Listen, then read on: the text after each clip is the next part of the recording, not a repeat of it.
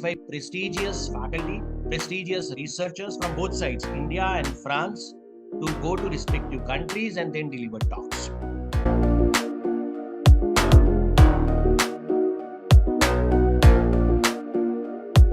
While the basic structure, basic nature of competitive dynamics might remain the same, in reality, there are a lot of, what should I say, that questions related to ethics and morals in terms of both the behavior of the companies as well as the behavior of the consumers, or even how they reach out to the various consumers or retailers, distributors.